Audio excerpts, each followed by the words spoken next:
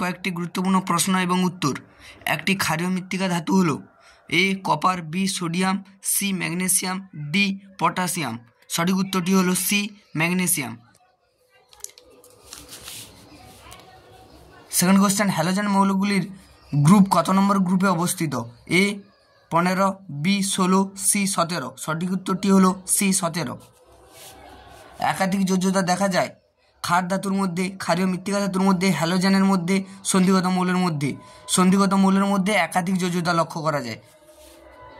পর্যায় সারণীর দীর্ঘতম পর্যায়টি হলো এ 5ম, সি বি 6ষ্ঠ, সি 7ম, ডি 6ষ্ঠ ও 7ম উভয়ই। সঠিক উত্তরটি হলো 6ষ্ঠ ও 7ম উভয়ই।